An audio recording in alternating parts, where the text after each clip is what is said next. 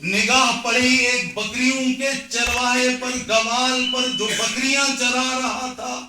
عبداللہ بن عمر رضی اللہ عنہ نے اس چرواہے سے کہا آؤ ہمارے ساتھ دسترخوان پر بیٹھو اور کھانا کھا لو۔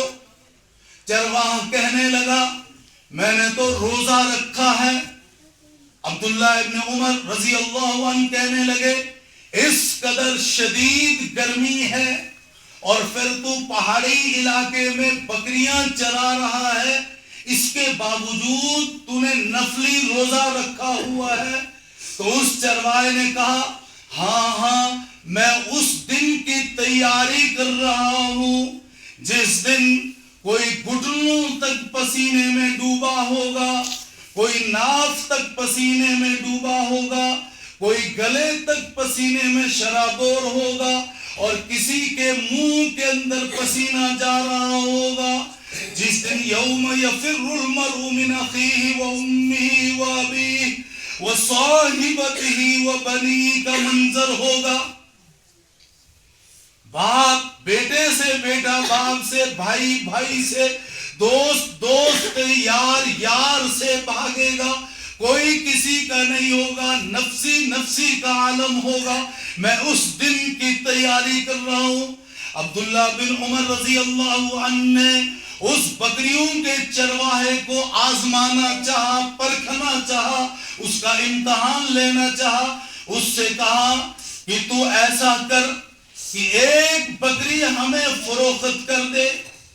اور پھر اس کی اجرت قیمت جو بنتی ہے وہ وصول کر لے، ہم ذبح کر کے اسے کھائیں گے اور اس کا کچھ گوشت بھی تمہیں دیں گے، اس گوشت سے تم روزہ بھی افطار کرنا، اور اپنے بکریوں کا جو مالک ہے اس کو کہہ دینا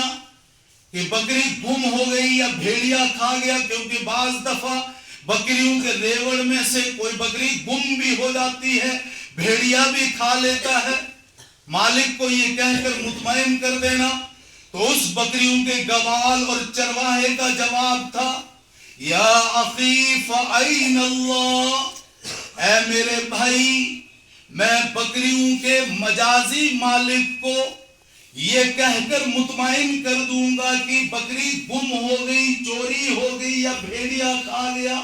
لیکن بکریوں کا جو حقیقی مالک ہے اللہ رب العزت وہ کہاں ہے؟ کل اس کے سامنے جب میری پیشی ہوگی، اس کے دربار میں میری حاضری ہوگی تو بتلا میں اللہ کو کیا جواب دوں گا؟ اللہ نے پوچھ لیا تم نے ایک بکری کو مالک کی اجازت کے بغیر فروخت کر کے اس کی اجرت وصول کر لی تھی، اور بکریوں کے مجازی مالک کو یہ کہہ کر مطمئن کر دیا تھا کہ بکری کو بھیڑیا کھا گیا، بکری گم ہو گئی۔ یا اخی فأین اللہ، اے میرے بھائی پھر مجھے یہ بتلا کہ اللہ کہاں ہے، میں اللہ کو کیا جواب دوں گا؟ یہ کہہ کر وہ چرواہا چلا گیا، لیکن عبداللہ بن عمر رضی اللہ عنہ کافی دیر تک یہ کہتے رہے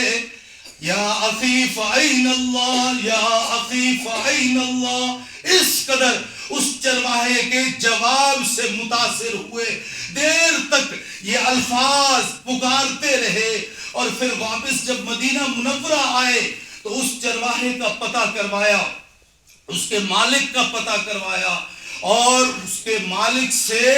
اجرت دے کر ساری بکریاں بھی خریدی، اور جس کا وہ چرواہا نوکر تھا، غلام تھا، اس کی قیمت بھی ادا کی، اور پھر اس چرواہے کو آزاد کر دیا، اور جو بکریاں خریدی تھی وہ سب